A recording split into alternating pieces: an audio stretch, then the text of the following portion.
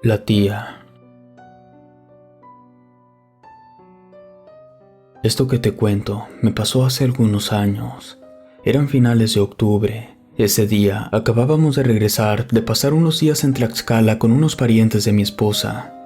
Todavía ni habíamos desempacado cuando sonó el teléfono de la casa. Rosaura fue quien contestó.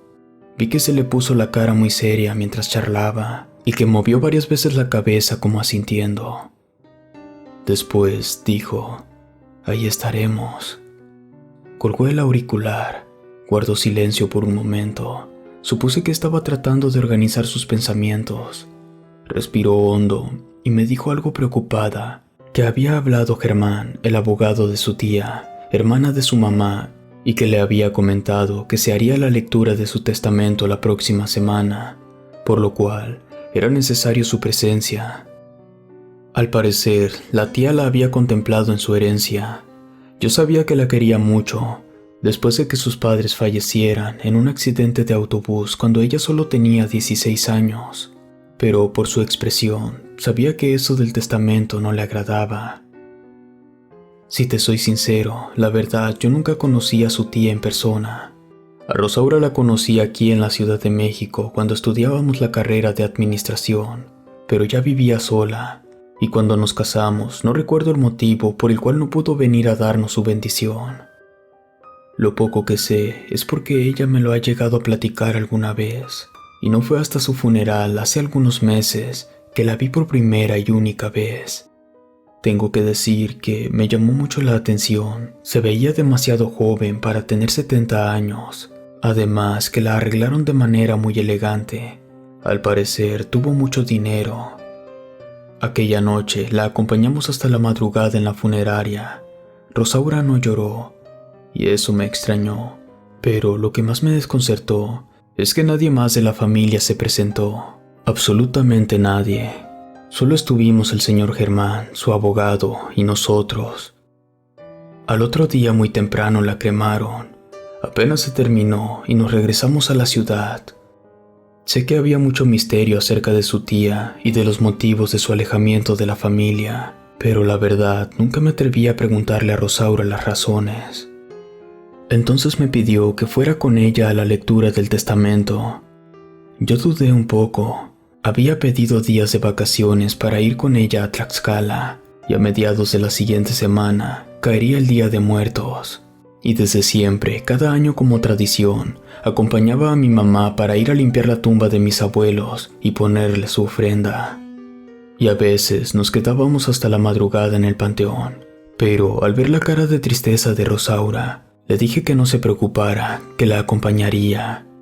Ella me sonrió aliviada y me abrazó. Yo sabía lo importante que es sentir que cuentas con alguien en los momentos más difíciles. Quedamos en salir el lunes por la tarde, y al llegar a Puebla, en donde había radicado su tía sus últimos años, buscaríamos un hotel para pasar la noche, y al otro día nos presentaríamos en el despacho de Germán. Pero ese mismo día hicieron una pequeña convivencia en mi trabajo. Le tuve que marcar a Rosaura para que me esperara un poco más. Como pude me escabullí, tomé un taxi y me fui a la casa. Pero al entrar a la colonia, se me ocurrió irme por la calle principal. Había muchísima gente en las calles, niños y jóvenes disfrazados, familias completas, por lo que me tuve que bajar del carro y continuar a pie. Mientras caminaba en la multitud, tuve esa sensación de cuando crees que alguien te está mirando. Fue extraño, pero como ya era muy tarde, no le di importancia y seguí caminando. Un poco antes de entrar a la casa, escuché que alguien me llamaba por mi nombre. Me detuve y volteé hacia todos lados. Al principio pensé que era algún vecino o conocido, pero todas las personas seguían en lo suyo. Al regresar mi atención a la cerradura de la puerta, alcancé a ver a mi costado izquierdo, sobre la banqueta, a una mujer vestida completamente de negro, con un sombrero muy antiguo y un velo que le cubría la cara. Sé que esta temporada los adultos también se disfrazan, pero la verdad sí me dio un escalofrío que me recorrió toda la espalda. Ya no quise voltear, abrí la puerta y me metí apresurado. Rosaura estaba en la sala. Metimos las maletas al coche Afortunadamente, nuestro zaguán estaba del otro lado de la calle principal.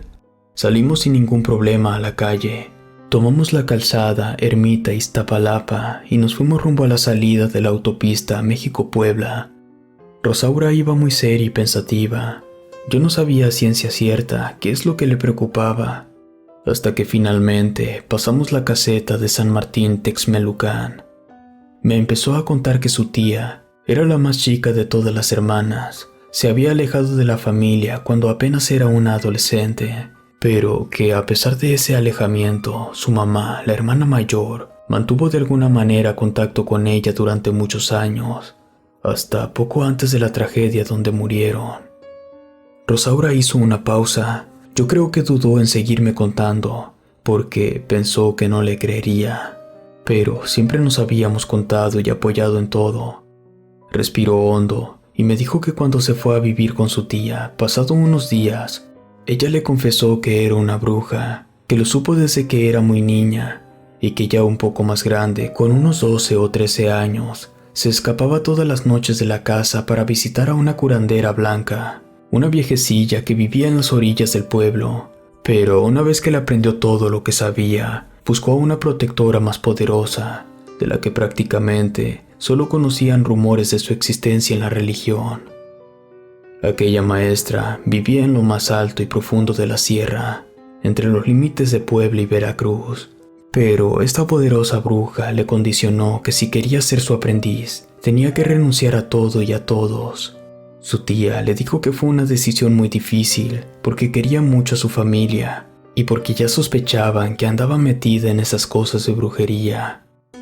Sus papás habían hablado con ella para que desistiera y le prohibieron salir de la casa si no era con una de sus hermanas, y al parecer todo se tranquilizó por un tiempo, pero justo un día después de haber cumplido los 15 años, simplemente desapareció de la casa. En el pueblo se empezó a rumorear que la hija menor de los Onofre se había convertido en una bruja, pero como todo, con el tiempo se fue olvidando por completo. Eso alivió un poco la pena en la familia, y desde ese entonces se prohibió hablar de ella en casa, como si nunca hubiera existido. Rosaura hizo una pausa. En ese momento entramos a la ciudad de Puebla y me fue indicando por qué calles meternos. Todavía tardamos unos 15 minutos en llegar a la casa de la tía. Al estacionarnos frente a ella, me quedé sorprendido. A pesar de que era una construcción muy vieja, se veía que en sus mejores años fue toda una mansión. Había mucha gente en las calles también.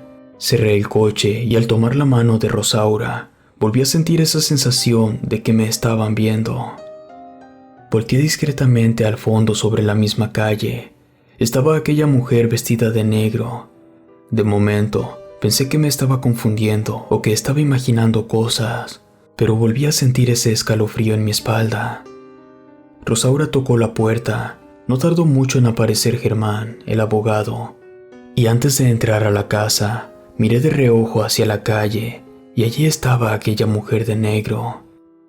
Nos pasó al gran pasillo, en el que, a medio camino, había lo que parecía una ofrenda de Día de Muertos, pero conforme nos fuimos acercando, me di cuenta que era muy diferente. La mesa estaba cubierta por un mantel negro, y en medio había un retrato volteado dirigido hacia la pared, y solo había 2 veladoras negras, una a cada costado. Pasamos junto a ese raro altar sin decir una palabra, y entramos a la sala. Germán nos invitó a sentarnos. Una vez que nos acomodamos, le dijo a Rosaura que no se andaría con rodeos, que su tía la había dejado como heredera universal, con la única condición que tendría que vivir en aquella casa los próximos 3 años y que después de ese tiempo podría disponer de todo lo que le dejó. Rosaura permaneció en silencio por un momento, tomó mi mano y la apretó.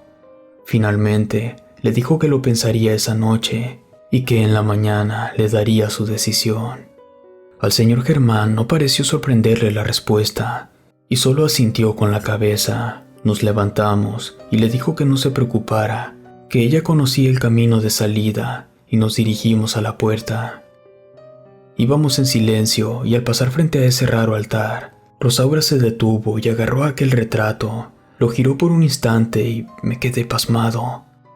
Era ella abrazada a su tía. Volvió a ponerla en su lugar y salimos de la casa. Rosaura jamás quiso volver y no terminó de contarme la historia. Si te gustó esta historia, suscríbete activando la campanita para que no te pierdas lo mejor de Rede. Gracias por escucharnos. Relato escrito y adaptado por Luis Martínez.